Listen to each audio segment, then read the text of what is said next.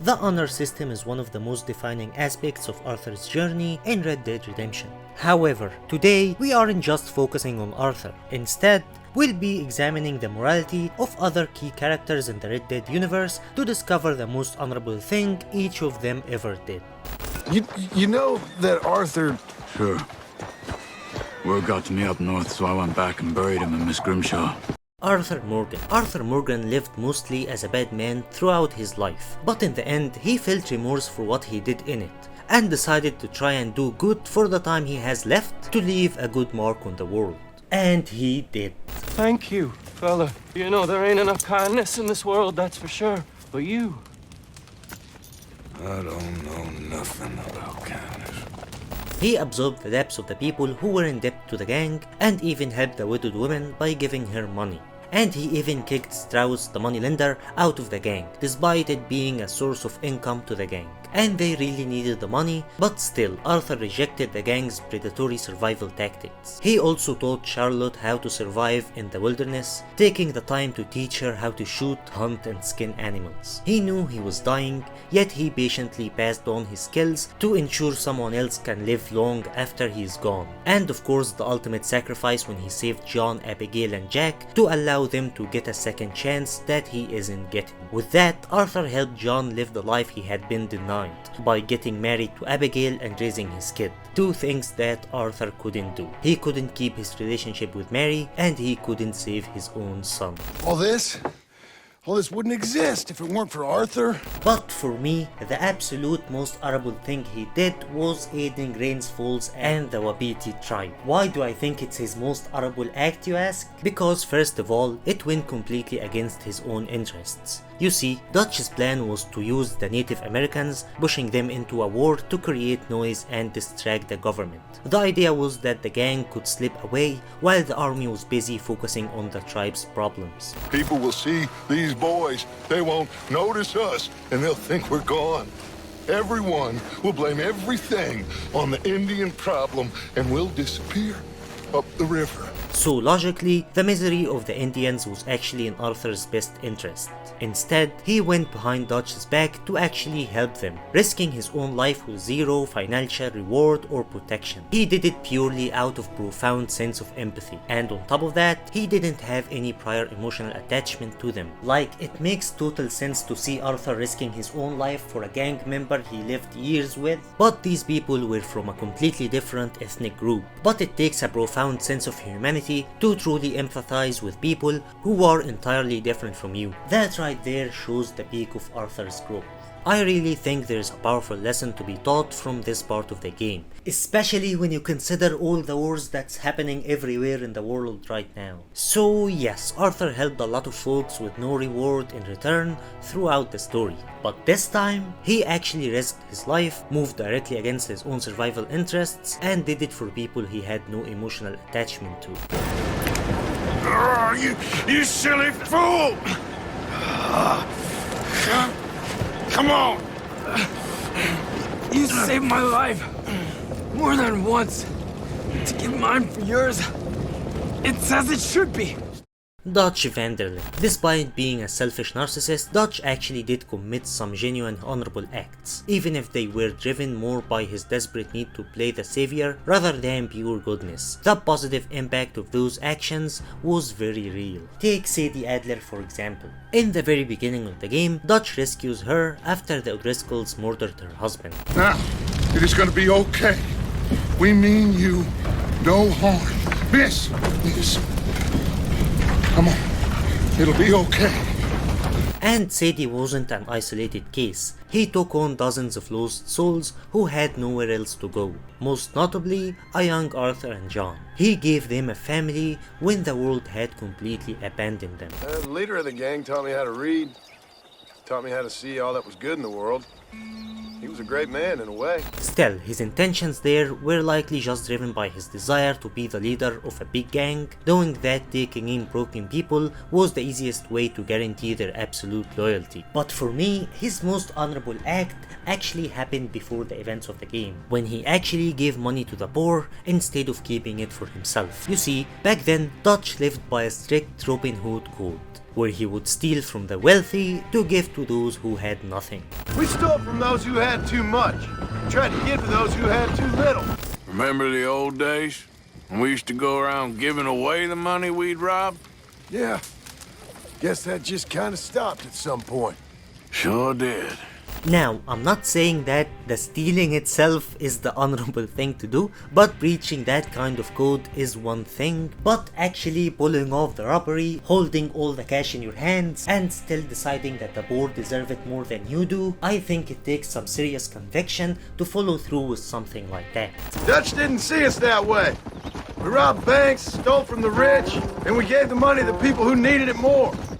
John Marston. When it comes to John Marston, his journey in his own game is defined by a different kind of honor, like consistently sparing the common folk while being forced to hunt down his old gang. Throughout Red Dead Redemption 1, the government is extorting John to track down Bill, Javier and Dutch, yet he still goes out of his way to help the innocent people caught in the crossfire, like defending Bonnie McFarlane and helping Landon Ricketts protect the locals down in Mexico. Thank you for saving me. You're a good man. Friends of the people of this land. Most men in his situation would burn down the world. They'd kill anyone in their way to get their family back. But John maintains a strict moral compass. He refuses to become a monster again, even when the government is treating him like one. But for me, his absolute most honorable act is trading his own life for his family's escape. After securing their safety, John pushes open the barn door at Preacher's Hope to face Edgar Ross and the firing squad, knowing he's walking straight into his death. Hey, come on. Now listen. Jack, darling, get on this horse. Get out of here. Go find a place to hide. You're coming with us, Paul. I'll catch up. You keep riding and don't look back. And don't be worried about me, you hear? Now get going. You stay out of trouble, John. Ain't no trouble, Abigail. Ain't no trouble. I love you. I love you. Now go! Get! This brings the entire franchise full circle. Arthur died to give John a second chance, and John ultimately trades his own life to give Jack a future. He realized that as long as he's alive, the government will never stop hunting his family. It is the ultimate act of taking responsibility. He doesn't try to sneak out of the back or beg for a deal. He stands tall and takes the bullets so his wife and son can finally be free of his past. Hosea Mathews. Hosea Mathews is easily one of the most level-headed and genuine honorable members of the Vanderlyn gang. You see, while the rest of the camp was quick to pull their guns, Hosea repeatedly opposed those risky violent plans just to safeguard his people. I just don't want any more folks to die, Dutch. He fought against the Leviticus Cornwall train heist, he argued against relocating east prematurely, and he flat out warned Dutch that revenge killing Angelo Bronte would damn them all. He always preferred an elaborate, non-violent con over shedding blood. Whether it was smoothly distracting Bob Crawford to steal a stagecoach or negotiating moonshine sales with Catherine Braithwaite, Hosea preferred using his brain over bullets. I mean, thieving is all right. Whole country is just about thieving. Maybe whole world is. But the killing I can stomach, because it turns out I can stomach more or less anything, but that don't mean I like it. And he constantly shared that wisdom with the people he cared about. He taught young Arthur and John how to read, write, and survive. I'm sorry, Hosea. Why? For selfish reasons. You've been like a father to me. You helped me so much. Not just with the reading, but with the living. You'll be fine. You always have been. And even tried to convince Lenny to leave the outlaw life behind and find peace before it was too late. Well, Lenny, tell me, how's that book reading coming along? Fine, I guess. Good. Keep it up. You do enough of it, maybe you can learn to rob like a gentleman, not a laborer. Well, how do you mean? Have him get a job in a bank or as a lawyer. Me? Why not? You're still real young. Well, I just never thought. Start thinking. All right, I will. Thank you. But much like Dutch, I think his absolute most honorable act goes back to the gang's golden days, when he actually gave the money they stole back to the poor instead of keeping it for himself. Sitting on a pile of stolen cash and actively choosing to hand it out to the poor rather than keeping it to your own pockets, that proves Hosea wasn't just a thief. He actually believed in the righteous cause they were fighting for before everything fell apart. You know, long time ago I believed in all this crap. Believed in everything Dutch said. We was above the law, above morality. We was different. Micah Bell. Micah Bell is easily the most dishonorable member of the Vanderlyn gang, and arguably one of the most hated antagonists in gaming history. But did he actually have some honorable moments? Well, maybe. Listen, Morgan, I'm sorry. I'm sorry. I thought they would shoot me, not you. For example, right after Arthur breaks him out of that jail in Strawberry, Micah genuinely thanks him by gifting him an offhand holster, allowing Arthur to dual wield. And when Micah messes up and risks exposing everyone, he actively steers clear of the camp until he can secure a solid take to bring back as a peace offering. There is also the high honor ending, even though the two were at deadly blows just seconds ago. After Dutch breaks up the fight, Micah chooses to just walk away, leaving Arthur to die staring at the sunrise. Now, this might not sound like the ultimate act of goodness, but this is Micah we're talking about. If you play with low honor, he executes Arthur in cold blood. You're not better than me, Morgan. Whatever you say, you fool. Damn you. Damn us both!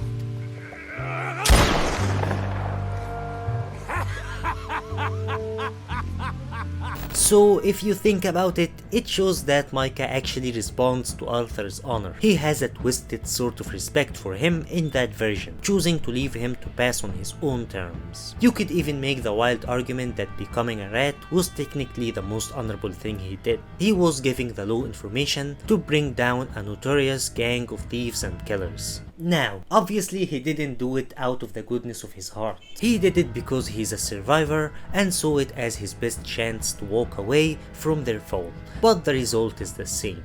Micah Bell. We picked him up when you boys came back from the Caribbean, and he's been a good boy ever since. But for me, I think his absolute best moment happens prior to the events of the game, when he saves Dutch from a deal gone wrong. Again, I highly doubt it was out of pure charity. He probably knew exactly who Dutch was and saw an opportunity to buy his way into a heavy-hitting crew, but regardless of his selfish motives, he still put his neck on the line to save another man's life, and that counts for something. I like Dutch, but he didn't save my life. I saved his. Maybe he never told you, but fact is, I stopped him getting killed in a bar fight in Crenshaw Hills. He's trying to sell some gold you boys had stolen, annoyed some locals. So, I saved his life. Sadie Adler. When it comes to Sadie, she performed a ton of incredibly loyal acts, like taking the front line in the Shady Bill battle, risking her life to save the gang. She helped Arthur break John out of prison, going directly against Dutch's plan. She also helped rescue Abigail from Agent Milton, taking the front line again because she was concerned about Arthur's health. And she even vowed to take revenge on the O'Driscolls for killing her husband. And she did exactly that. She made the same promise for Arthur, tracking down Micah and fighting his gang alongside John and Charles. But since we are talking about honorable acts, I want to focus on things that seem morally right, not just loyal. Acts like helping John escape prison can be considered morally correct, since it involves killing a lot of working class guards who are simply doing their job, all to help a criminal who actually deserved prison. We can kind of say the same thing about rescuing Abigail. These acts shows massive loyalty and selflessness, but not necessarily honor. I am more comfortable about her avenging her husband and Arthur, since it's done against the worst kind of people, like the O'Driscolls, Micah and his gang, who are simply killers, and the world would be a better place without them. You okay? Yeah, he was a good man, my Jakey. We was always sweet on one another. Still, when talking about honorable acts, we have to look at what happened after the Saint Denis bank job failed. After it failed, the camp was completely defenseless. All the heavy hitters were either dead, arrested, or missing. Sadie was left behind with women, Reverend Swanson, Uncle, and Pearson. She owed these people absolutely nothing. The gang had just scooped her up a few months prior. She had every excuse to pack her bags, take whatever money was left, and start a new life on her own. But she didn't. She stepped up. She took complete charge, kept everyone fed, protected them from the law, and safely relocated the entire camp. Mrs. Adler who saved us, Dutch. After the robbery in Saint Denis, she got us away from the camp before the Pinkertons turned up. Then Mrs. Adler and Mr. Smith drove away the degenerates who were living here. But still, I can see something honorable in here, especially that it didn't involve killing or thieving this time, and it was actually helping the more innocent members of the gang, mostly women. But for her most honorable act, I think it's her going legit after the gang fell apart and choosing to work as bounty hunter, using her skills to turn criminals in, and earning money that way instead of thieving. I'm a working woman, Abigail. I'm a bounty hunter, bodyguard. I protect the gold prospectors up in the hills. I'm thinking of starting my own transportation business. Not only that, she even helped John pay his debts and build his new home with his family by giving him bounty hunter work too, helping him use his skills in something legit just like she did. I was thinking maybe if John wanted to earn some money. My husband, he ain't looking for that kind of work. I took on a lot of debt when we bought this place. And you're working for her to pay it off? Yes, sometimes I was. But I thought we said no more of that. Charles Smith. Charles Smith is arguably the most honorable member in the gang, and the friend we all wish we had. Charles, will you ride with me? Always. Where are we headed? Up past Butcher Creek. It's Murphy Brute country. That's why I'm asking you to ride with me.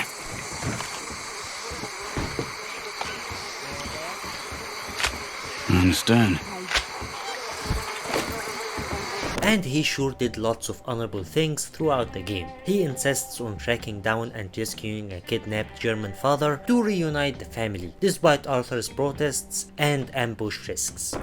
Get the hell out of here! They took our father. Who did? Men, last night. Where? Where did they take him? Ain't no business of ours. I don't even speak their language. You ain't as tough and dense as all that. Come on, Arthur.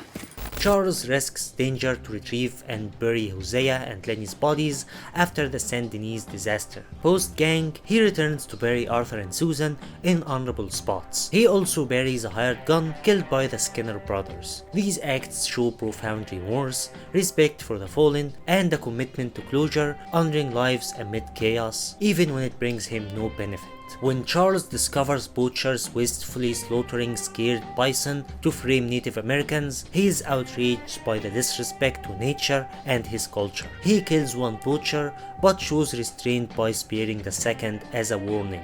This highlights an honor driven by environmental respect, anti-racism, and opposing senseless cruelty, rather than personal gain or blind revenge. Years later, Charles reunites with John and Uncle and performs grueling physical work to build the ranch house and barn. He does this with zero expectation of staying or profiting, purely to help a friend and his family start an honest life. And he ultimately leaves for Canada to seek a peaceful family life, staying true to his principles. But for me, Charles' absolute most honorable act is risking his own life to protect the Wapiti tribe from US Army persecution and land theft. He consistently puts his life in the line of fire for them by reuniting their stolen horses, rescuing Captain Monroe, a sympathetic soldier, and securing his escape, freeing native children from an abusive reform school, breaking eagle flies out of Fort Wallace, attacking the Cornwall refinery to rescue wounded warriors. Ultimately, he abandons the Vanderlyn gang entirely to guide the tribe safely north to Canada. He even refuses his cut of the money from the refinery, stating there is too much blood on it. I don't want a cent. There's too much blood on it. This entire arc perfectly captured his core principle, a deep solidarity with his mother's native heritage, a firm stand against systematic injustice, and the willingness to endure a hard life solely to protect vulnerable people, expecting absolutely nothing in return. Listen, Charles, you're about the best man I know. Yep. Abigail Roberts. To me, Abigail is also one of the most honorable members of the gang, especially towards her family. To be honest, though, tastes bad enough to kill a man. I never was much of a cook, but I did try to be a good wife. And you have been. Given what we was and what we came from, I think we've gone and done okay. From the start, Abigail refuses to romanticize the gang's doomed lifestyle. She relentlessly confronts John about his immaturity and demands he steps up as a father. Killing me is one thing, but will you at least try to make an effort with the boys? If it'll shut you up, I'll try. But fathering ain't nothing I know about. Here's a hint. Act like you ain't a selfish, bloodthirsty moron. You mean lie? Shut up. This isn't just nagging, it's a principled refusal to let her son be orphaned by a dead-end life. She prioritizes Jack's needs for a stable future over Dutch's illusion of family, ultimately providing the push John needs to find his own redemption. I like this version of you, it just ain't you. Well, maybe I've changed. Finally?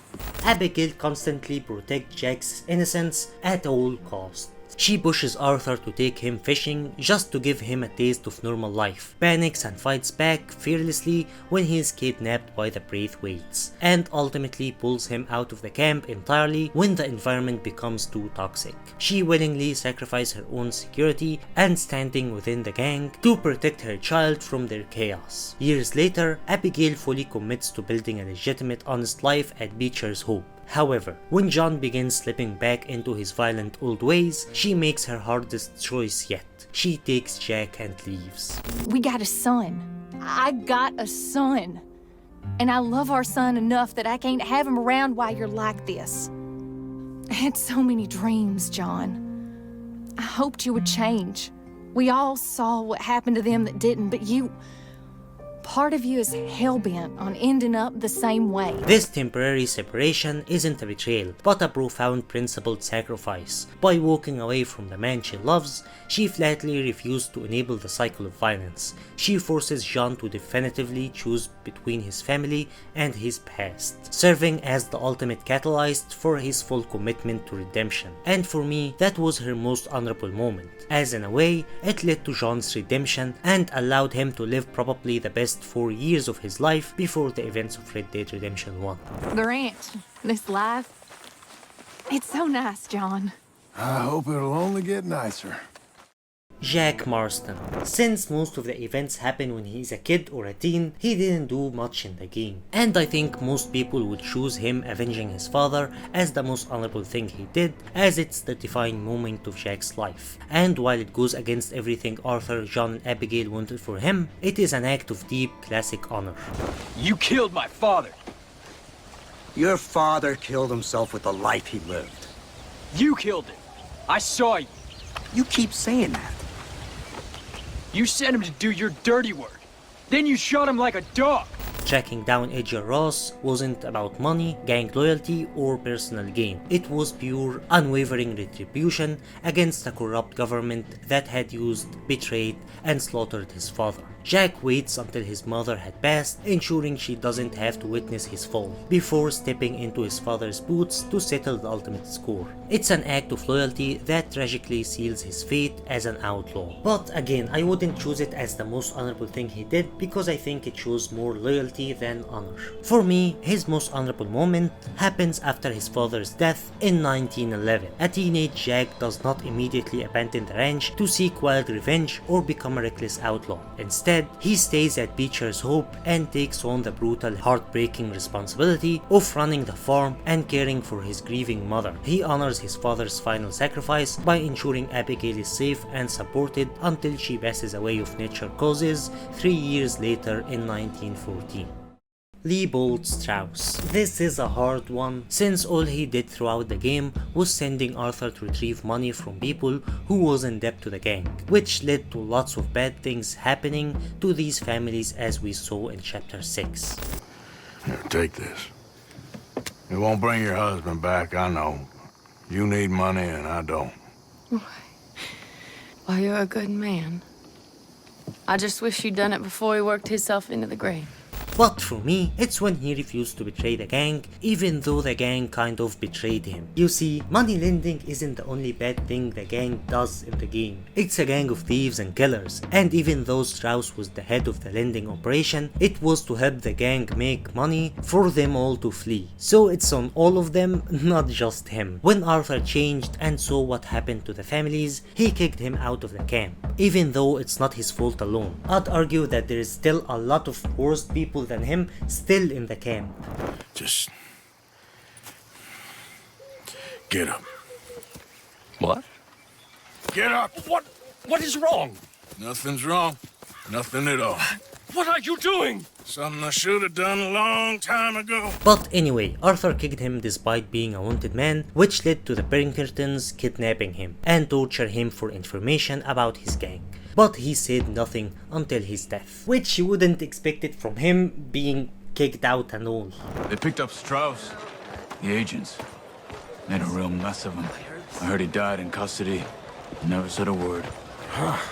Guess some folk is strong in ways you can't see. Now we might argue that it's not honorable because he's protecting a gang of thieves and killers, so yeah, I agree. But I don't think we have anything else to go with since he barely does anything in the game.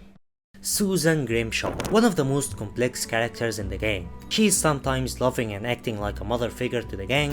Of course I care about all of you fools. Some just require a firmer hand than others. You especially. And other times she's cold, like how she treats the girls in the camp, and even famously killing Molly after she told them she ratted the family.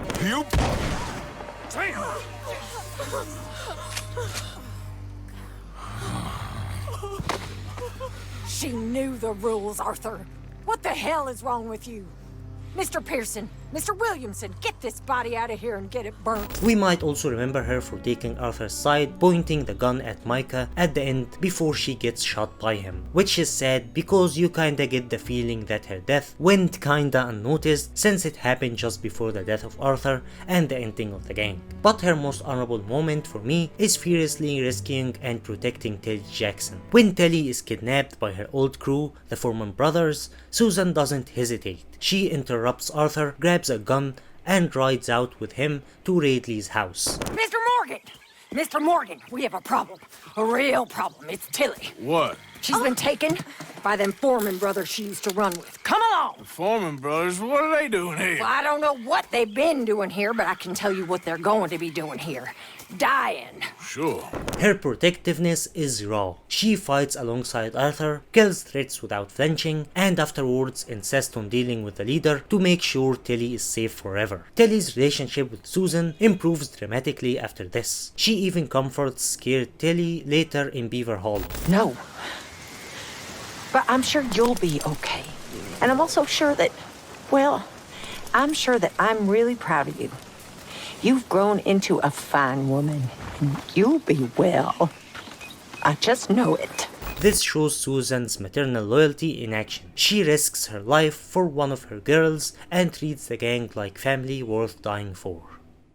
Bill Williamson. It's hard to find something that honorable that Bill Williamson did, since most of his time in the gang was him just being loyal to Dutch, without thinking. Maybe I'm a long way from perfect, all right? I'm just a big, flawed, dumb American, and I know it. And by Red Dead Redemption 1, he's a far worse person. Last night they went to a big place up near Ridgewood. They burnt the place down, killed the men, burning most of them alive, and raped the women. Women folk then got their throats slit. But maybe we can consider his loyalty to Dutch the closest thing to honor, since he is loyal to the man who saved him. But then again, he is loyal to a man who is a thief and a killer, so it's hard to pick that one. I might choose the time when he defended Arthur against Micah. As the gang implodes and Arthur is dying of tuberculosis, Micah starts taunting and mocking him. so? Because it seems to me that since you've been riding with us, there ain't been nothing but trouble. Stirring things up all the time, getting in Dutch's ear. Seems wherever you is, there's Pinkertons and vice versa. So you better watch your goddamn mouth, boy! Or... Take it easy, cowboy. You're gonna do yourself a mischief where you're heading. Micah, shut it! He started it! It's a small but genuine moment of solidarity. He won't stand by while a sick brother gets kicked. Javier Escuela. I think he's one of the most likable characters in the gang, at least before chapter 6. He's always optimistic, friendly, playing guitar and singing. La sierra morena, cielito lindo, vienen bajando. Un par de ojitos negros, cielito lindo de contrabando. Which makes you feel bad about what happens afterwards. For his most honorable act, I think it's him risking his own safety to save John Marston's life in the blizzard. I know. If the situation were reversed, he'd look for me.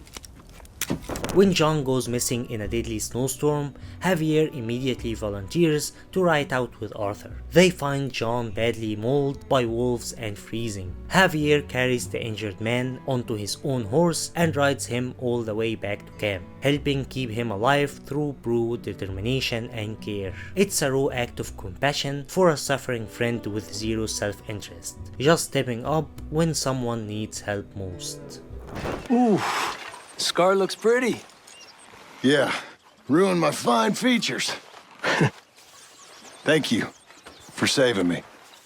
I know you'd save me. Of course. I owe you. For life. Lenny. Lenny! Oh, not again. He is easily one of the most likable members of the gang. Only 19 years old, but already one of the most thoughtful, polite, and genuine kind-hearted people in camp. Despite losing his family young and facing constant racism in the world around him, he stays optimistic. In the story itself, we didn't get to see him do much actually, aside from aiding the gang in robberies. So his most honorable moment for me happens in the camp. And it's when he tries to teach Sean how to read. When we doing some reading? Not now, Lenny. Please. I've almost got it anyhow. I told you I'd have you reading. Okay, now come on. I can't do it if you won't let me try. Look, what's the point of reading anyhow? Just put silly ideas in me head. Exactly. That's the point of reading. Another day, please. Okay. But you can't avoid me forever. He sees potential in Sean and invests time to help him grow, turning a camp moment into something wholesome and supportive. You ready for that reading? I ain't doing it. You're ridiculous. You sound like a child. I am a child of God, and God gave me the ability not to read. You gave me your word. I said I'd try, and I tried. It's not for me. Arthur, help. The boy's an idiot. You're wasting your time. See, Arthur knows an idiot when he sees one. He recognizes one of his own. Agent Andrew Milton. When it comes to Agent Milton, it's really complicated. On one way, he is trying to stop the gang of thieves and bringing them to justice. And on the other hand, he's being funded by Cornwall and the likes of him, whom actually are as bad as the gangs themselves. This was a business meeting, Mr. Milton. We are not friends. I have spent a considerable fortune with your agency, and still nothing. But I think his most honorable moment is when he tries in the first half of the game to bring Dutch to justice without bloodshed. He tried once to convince Arthur to give him Dutch and he will spare him and the rest of the gang. Listen. This is my offer, Mr. Morgan. Bring in Vanderlyn, and you have my word you won't swing. Oh, I ain't gonna swing anyways, Agent Milton. You see, I haven't done anything wrong, aside from not playing the games to your rules. Spare me the philosophy lesson. I've already heard it. And then in chapter 3, he tried again to tell the gang to go and just give up Dutch. But I came to make a deal. It's time. You come with me, and I give the rest of you 3 days to run off, disappear, and go and live like human beings someplace else. Only when he saw that it's not working, he became more ruthless, like how he killed Hosea in cold blood and rained fire on the camp with women and children in it. This is Agent Milton with the Pinkerton Detective Agency. Already? On behalf of Cornwall, Kerosene and Tar, the United States government, and the Commonwealth of West Elizabeth. Here we go. We are here to arrest you. Come out with your hands up. Give them to a count of 5, then give them everything. Actually,